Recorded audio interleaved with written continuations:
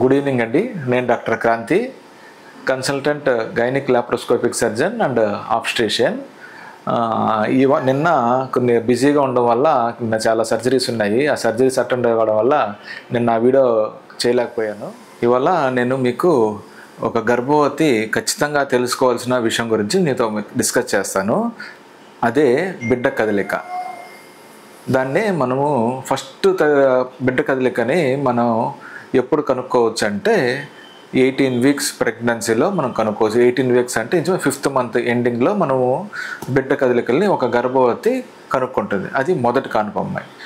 అదే రెండో గర్భవతి, మూడో గర్భవతిలో ఒక 2 వీక్స్ ఎర్లీగా మనకు బిడ్డ కదలికల్ని తెలుసుకోవచ్చు. దాన్నే మెడికల్ టర్మ్లో క్విక్కనింగ్ అంటారు. ఈ బిడ్డ కదలికల ఇంపార్టెన్స్ గురించి నేను మీకు ఇవాళ డిస్కస్ చేస్తాను.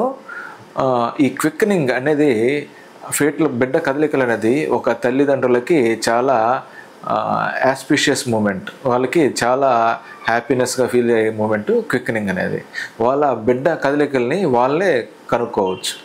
అది ఎర్లీ ప్రెగ్నెన్సీలో మనం 18 వీక్స్ అప్పుడు కనుక్కునేదంటే మనము కాన్సన్ట్రేషన్గా పెట్టి మనం పడుకున్నప్పుడు తీక్షణంగా మనం కానీ గమనించగలిగితే మనం నైట్ నిద్రపోయేటప్పుడు కామ్ ఎన్విరాన్మెంట్లో మనము బిడ్డ కదలికలు అనేది గుర్తించగలము.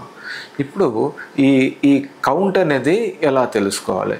దీంట్లో ఒక పద్ధతి కార్డిఫ్ 10 ఫార్ములా అంటారు. కార్డిఫ్ 10 ఫార్ములా అనే పద్ధతి మనం కనుక్కునేందుకు. రోజుకి బిడ్డ ఒక 10 సార్లు కదిలితే చాలు, అది యాక్టివ్ మూమెంట్స్ అని. దీన్ని ఎలా కనుక్కోవాలంటే ఉదాహరణకి ఒక 12 అవర్స్ మార్నింగ్ 9 నుంచి స్టార్ట్ చేసాము. ఈ టెస్ట్ అనేది 9కి ఎండ్ అయిపోతుంది. ఈవినింగ్ 9కి ఎండ్ అయిపోతుంది. సో మనము బిడ్డ కదిలినప్పుడల్లా మనం కౌంట్ చేసుకుంటూ ఉండాలి. ఎక్కడ పేపర్లో రాసుకోవడము చేసుకోవాలి. అలా ఉదయం 9 నుంచి మార్నింగ్ 9 నుంచి నైట్ 9 లోపల ఒక 10 టైమ్స్ కదిలిందంటే ఆ టెస్ట్ అయిపోయినట్టు. సరే, మనము ఉదయాన్నే 10కి స్టార్ట్ చేసాము, 3 o'clockకి 10 మూమెంట్స్ కంప్లీట్ అయిపోయింది అనుకోండి, ఆ టెస్ట్ అంతటితో అయిపోయింది. అలా 10 మూమెంట్స్ కన్నా 10 టైమ్స్ అన్న బేబీ ఎక్కువ కదిలితే బిడ్డ హెల్తీగా యాక్టివ్గా ఉన్నట్టు అర్థం. ఇంకోటి డైలీ ఫీటల్ మూమెంట్ కౌంట్ అంటారు. దాన్ని morning 1 hour, afternoon 1 hour, evening 1 hour test చేస్తాం. సో మార్నింగ్ 1 అవర్లో ఎన్నిసార్లు కదులుతుందో నోట్ చేసుకోవాలి. ఆఫ్టర్నూన్ 1 అవర్లో ఎన్నిసార్లు కదులుతుందో నోట్ చేసుకోవాలి. ఈవినింగ్ 1 అవర్లో ఎన్నిసార్లు కదులుతో నోట్ చేసుకోవాలి. ఈ టోటల్ మూమెంట్స్ ఇంటూ 4 వేసుకున్నాం అనుకోండి, అది మన టెస్ట్ వచ్చేస్తుంది. ఈ టోటల్ మూమెంట్స్ ఇంటూ 4 అంటే మార్నింగ్ 3 టైమ్స్ కదిలింది, ఆఫ్టర్నూన్ 3 టైమ్స్ కదిలింది, ఈవినింగ్ 3 టైమ్స్ కదిలింది. అంటే ఓవరాల్గా మీ టెస్ట్లో 9 టైమ్స్ కదిలింది అనుకోండి. 3 × 3 9 టైమ్స్. సో ఈ 9 టైమ్స్ ఇంటూ 4 వేసుకున్నాం అనుకోండి, ఎన్నిసార్లు అయినట్టు 36 టైమ్స్ కదిలినట్టు, అంటే టెస్ట్ పాజిటివ్ బాగున్నట్టు. సో ఎప్పుడు టెస్ట్ నెగిటివ్ వచ్చిందంటే సరిగ్గా మూమెంట్స్ లేదనుకోండి, ఈ ఇంటూ 3 వేసుకున్నప్పుడు ఒక 10 టైమ్స్ కన్నా తక్కువ వచ్చింది అనుకో. సరే, ఉదాహరణకి మార్నింగ్ 1 టైం కదిలింది, ఆఫ్టర్నూన్ కదలలేదు, నైట్ 1 టైం కదిలింది. అంటే ఓవరాల్గా ఈ 3 అవర్స్లో 2 టైమ్స్ కదిలింది. 4 × 2 8 టైమ్స్ కదిలిందంటే మీ మూమెంట్స్ సరిగ్గా లేనట్టు అర్థం. లేదు, 1 అవర్లో 3 టైమ్స్ కన్నా తక్కువ కదిలినా మూమెంట్స్ తక్కువ ఉన్నట్టు. ఈ టెస్ట్ ద్వారా మన బేబీ మూమెంట్స్ ఎలా ఉన్నాయో మనము అర్థం చేసుకోవచ్చు. ఇంకోటి, మనము ఈ మూమెంట్స్ అనేది డైలీ కౌంట్ ఈ గర్భవతిలో డైలీ కౌంట్ చేసుకుంటా ఉండి ఎప్పటి నుంచి 7th మంత్ పెట్టిన ఎండింగ్ 28 వీక్స్ అంటే 7th మంత్ నుంచి డైలీ కౌంట్ చేసుకుంటే మనకు మంచిది. మన బేబీ ఎలా ఉందో, హెల్త్ ఎలా ఉందో మనమే కనుక్కోవచ్చు అనమాట.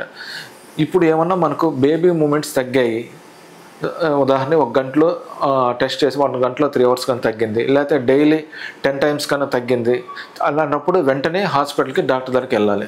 చూసి వాళ్ళు స్కానింగ్ చేసుకోవడము, లేకపోతే ఎన్ఎస్టీ చేస్తారన్నమాట. ఆ ఎన్ఎస్టీ టెస్ట్ ద్వారా బేబీ ఎలా ఉందో డాక్టర్లు చూస్తారు. ఎప్పుడైనా బేబీ మూమెంట్స్ తగ్గి మనం 24 అవర్స్ దాన్ని డిలే చేసామనుకోండి, ఆ 24 అవర్స్లో ఐయుడి అంటే కడుపులో బిడ్డ చనిపోయే అవకాశాలు కూడా ఉంటాయి.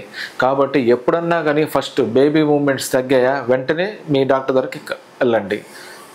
కొంతమందికి న్యాచురల్గానే బేబీ మూమెంట్స్ తక్కువలాగా తెలుస్తుంటాయి. అట్లాంటివి ఎవరంటే ఉమ్మన్ ఏరియా ఎక్కువ ఉన్న వాళ్ళకి, లేదా మాయ అనేది యాంటీరియర్గా ఉండింది అనుకోండి, అంటే మాయని పైన ఇటు సైడ్ టువర్డ్స్ అబ్డమిన్ పైకి సైడ్ ఉండింది అనుకోండి, అప్పుడు కౌంట్స్ తక్కువ ఉన్నట్టు అనిపిస్తుంది.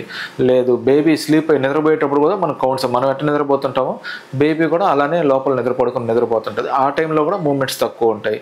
లేదు ఒబీస్ అబ్డమ్ పేషెంట్ మదరు బాగా లావుగా హెవీ పర్సన్ అనుకోండి, అప్పుడు తగ్గుతాయి. సో ఎప్పుడన్నా కానీ బేబీ మూమెంట్స్ తగ్గాయా వెంటనే డాక్టర్ని కన్సల్ట్ కానీ. మరి ఇంకా ముఖ్యంగా జీడిఎం అంటే షుగర్ ఉన్న పేషెంట్స్ కానీ, లేదు బీపీ ఉన్న పేషెంట్స్, పిఐహెచ్ అంటారు దాన్ని, వాళ్ళు బీపీ ఉన్న ప్రెగ్నెంట్ వాళ్ళు కానీ, లేదు కొంతమంది స్కాన్ చేస్తాం ఐయూజీఆర్ పేషెంట్స్ అంటే గ్రోత్ రిటార్డేషన్ అంటారు, వాళ్ళలో డాప్లర్ చేంజెస్ వచ్చి ఉంటాయి అనమాట. అంటే ఒక మాయ నుంచి బేబీకి పోవాల్సిన బ్లడ్ రెసిస్టెన్స్ పెరుగుతుంది అన్నమాట, ఫ్లో కొన్నిసార్లు రివర్సల్ ఫ్లో ఉంటుంది. అలాంటి బేబీస్ కూడా ఎప్పుడైనా బేబీ కౌంట్ ఫీటల్ మూమెంట్స్ తగ్గిందా వెంటనే మీ డాక్టర్ని కన్సల్ట్ కండి. ఇంకేమన్నా డౌట్స్ ఉన్నా కానీ నాకు మెసేజ్ చేయండి, నేను చెప్తాను, మీకు ఎక్స్ప్లెయిన్ చేస్తాను, టాపిక్స్ గురించి ఎక్స్ప్లెయిన్ చేస్తాను. ఈ ఛానల్ని సబ్స్క్రైబ్ చేయండి, మీ ఫ్రెండ్స్కి షేర్ చేయండి, వీడియోని లైక్ ఏమన్నా నాకు సూచనలు సలహాలు ఏమన్నా ఇవ్వాలన్నా కానీ కింద కామెంట్ చేయండి. నెక్స్ట్ టైంలో నేను దాన్ని రెక్టిఫై చేసుకోవడానికి నేను ట్రై చేస్తాను. నేను చెప్పే వీడియో మీకు అర్థమవుతుందని అనుకుంటున్నాను.